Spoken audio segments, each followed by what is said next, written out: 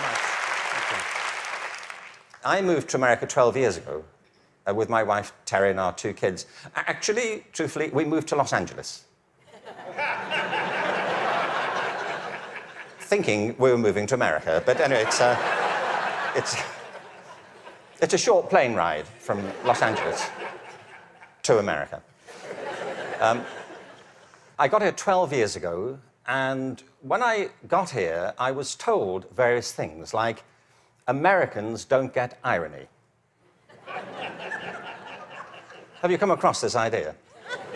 It's not true. I've travelled the whole length and breadth of this country. I have found no evidence that Americans don't get irony. It's one of those cultural myths, like the British are reserved. I don't know why people think this. We've invaded every country we've encountered. But it's not true Americans don't get irony, but I just want you to know that that's what people are saying about you behind your back. You know, when you leave living rooms in Europe, people say, thankfully, nobody was ironic in your presence. But I knew that Americans get irony when I came across that legislation, No Child Left Behind. Because whoever thought of that title gets irony. Don't they?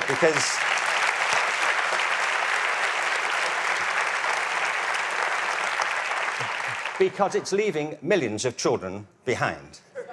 Now, I can see that's not a very attractive name for legislation. Millions of children left behind. I can see that. What's the plan? Well, we propose to leave millions of children behind, and here's how it's going to work. And it's working beautifully. In some parts of the country, 60% of kids drop out of high school. In the Native American communities, it's 80% of kids. If we halved that number, one estimate is it would create a net gain to the US economy over 10 years of nearly $1 trillion.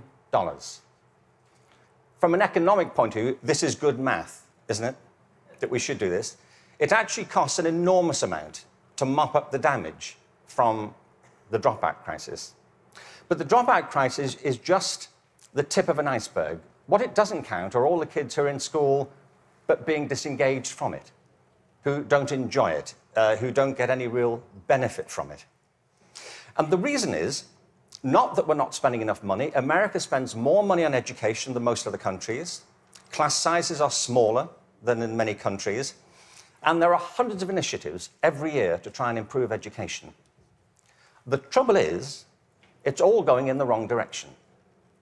There are 3 principles on which human life flourishes, and they are contradicted by the culture of education under which most teachers have to labour and most students have to endure. The first is this, that human beings are naturally different and diverse. Can I ask you, how many of you have got children of your own? OK. Or grandchildren? How about 2 children or more? Right. And the rest of you have seen such children? Small people wandering about. I will make you a bet, and I'm confident I will win the bet. If you've got 2 children or more, I bet you they are completely different from each other, aren't they? Aren't they? You would never confuse them, would you? Like, which one are you? Remind me. You know, your mother and I are going to introduce some colour-coding system so we don't get confused. Education under No Child Left Behind is based on not diversity, but conformity. What schools are encouraged to do is to find out what kids can do across a very narrow spectrum of achievement. One of the effects of No Child Left Behind has been to narrow the focus onto the so-called STEM disciplines. They're very important. I'm not here to argue against science and math. On the contrary, they're necessary, but they're not sufficient. A real education has to give equal weight to the arts, the humanities, to physical education. An awful lot of kids... Sorry, thank you.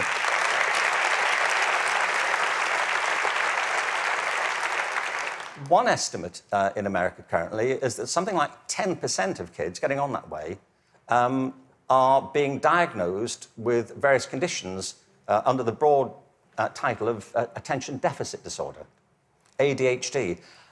I'm not saying there's no such thing. I just don't believe it's an epidemic like this. If you sit kids down hour after hour doing low-grade clerical work, don't be surprised if they start to fidget, you know.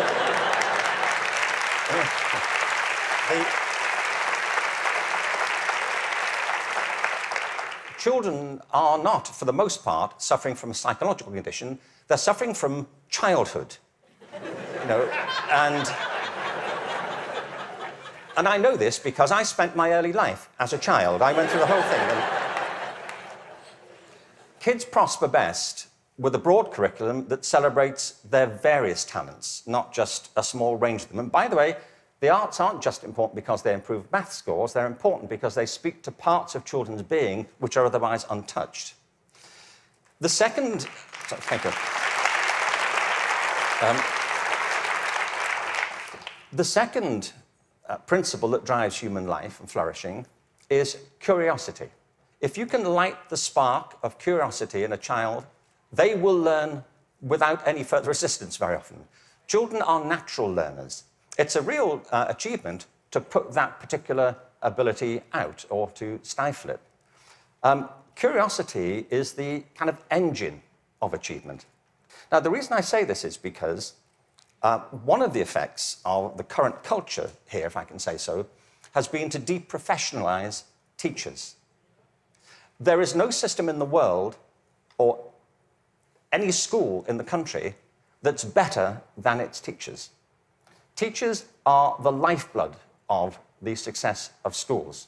But teaching is a creative profession. Teaching properly conceived is not a delivery system. You know, you're not there just to pass on received information. Great teachers do that. But what great teachers also do is mentor, stimulate, provoke, engage. You see, in the end, education is about learning. If there's no learning going on, there's no education going on. And people can spend an awful lot of time discussing education without ever discussing learning. The whole point of education is to get people to learn. A friend of mine, old friend, actually very old, he's dead. That's as old as it gets, I'm afraid. So, but a wonderful guy, he was. A wonderful philosopher. He used to talk about the difference between the task and achievement senses of verbs. You know, you can be engaged in the activity of something, but not really be achieving it. It's like dieting. It's a very good example, you know. There he is, he's dieting. Is he losing any weight? Not really. Teaching is a word like that. You can say, there's Deborah, she's in room 34, she's teaching. But if nobody's learning anything, she may be engaged in the task of teaching, but not actually fulfilling it. The role of a teacher is to facilitate learning. That's it. And part of the problem is, I think, that the culture of, the dominant culture of education has come to focus on not teaching and learning, but testing. Now, testing is important. Standardized tests have a place. But they should not be the dominant culture of education. They should be diagnostic. They should help. You know, if I go for a medical examination, I want some standardized tests. I do. You know, I want to know what my cholesterol level is compared to everybody else's on a standard scale. I don't want to be told on some scale my doctor invented in the car. You know, your cholesterol is what I call level orange. Really? Is that good? We don't know. But all that should support learning. It shouldn't obstruct it, which of course it often does. So in place of curiosity, what we have is a culture of compliance. Our children and teachers are encouraged to follow kind of routine algorithms rather than to excite that power of imagination and curiosity. And the third principle is this, that human life is inherently creative. It's why we all have different resumes. We create our lives, and we can recreate them as we go through them. It's the common currency of being a human being. It's why human culture is so interesting and diverse and dynamic. I mean, other animals may well have imaginations and creativity, but it's not so much in evidence, is it, as ours. I mean, you may have a dog. you know, and your dog may get depressed. You know, but it doesn't listen to Radiohead, does it? And, sit staring out the window with a bottle of Jack Daniels. And you say, would you like to come for a walk? He said, no, I'm fine. No. You go. I'll wait, I'll go. Yeah. But take pictures. We all create our own lives through this restless process of imagining alternatives and possibilities, and one of the roles of education is to awaken and develop these powers of creativity. Instead, what we have is a culture of standardization. Now, it doesn't have to be that way. It really doesn't.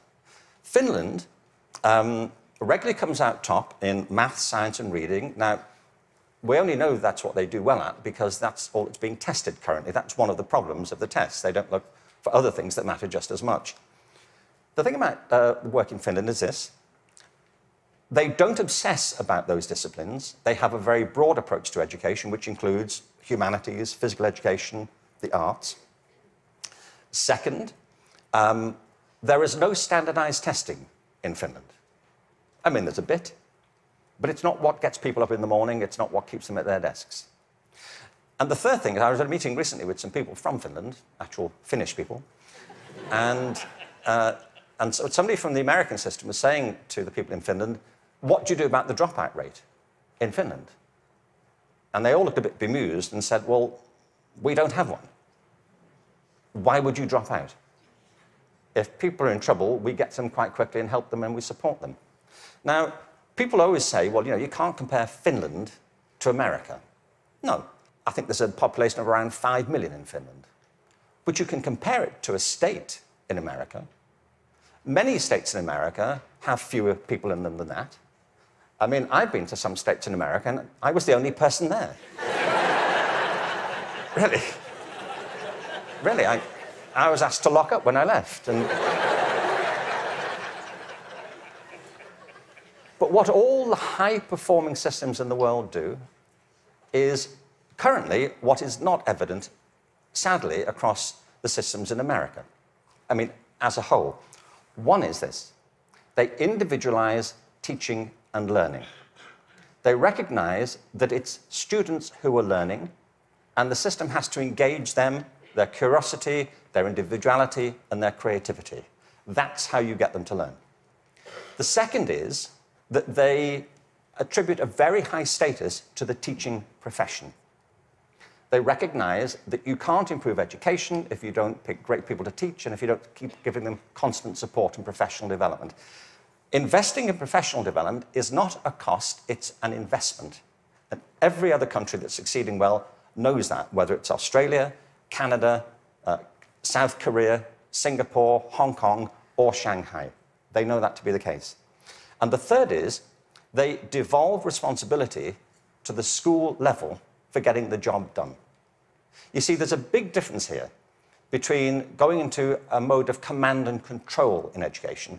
That's what happens in some systems. You know, central governments decide or state governments decide, they know best and they're going to tell you what to do.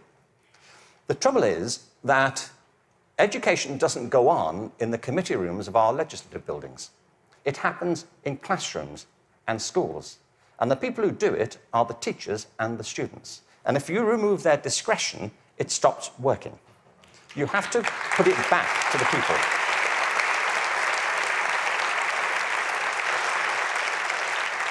There's wonderful work happening in this country. But I have to say, it's happening in spite of the dominant culture of education, not because of it. It's like people are sailing into a headwind all the time. And the reason I think is this, that many of the current policies are based on mechanistic conceptions of education. It's like education is an industrial process that can be improved just by having better data. And somewhere in, I think, the back of the mind of some policymakers is this idea that if we fine-tune it well enough, if we just get it right, it'll all hum along perfectly into the future. It won't, and it never did.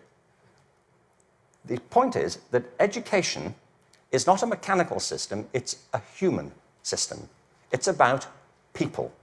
People who either do want to learn or don't want to learn. Every student who drops out of school has a reason for it. which is rooted in their own biography. They may find it boring, they may find it irrelevant, they may find that it's at odds with the life they're living outside of school. There are trends, but the stories are always unique. I was at a meeting recently in Los Angeles they're called alternative education programs. These are programs designed to get kids back into education. They have certain common features. They're very personalized.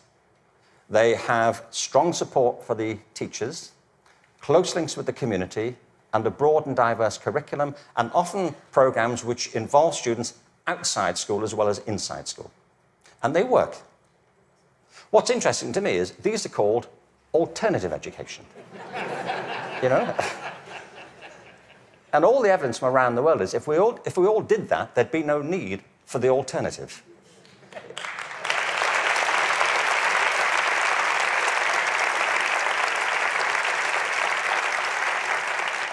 So I think we have to embrace a different metaphor. We have to recognize that it's a human system and there are conditions under which people thrive and conditions under which they don't. We are, after all, organic creatures. And the culture of the school is absolutely essential. Culture is an organic term, isn't it? Not far from where I live is a place called Death Valley. Death Valley is the hottest, driest place in America, and nothing grows there. Nothing grows there because it doesn't rain, hence Death Valley.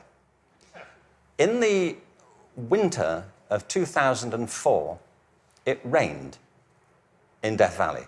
7 inches of rain fell over a very short period.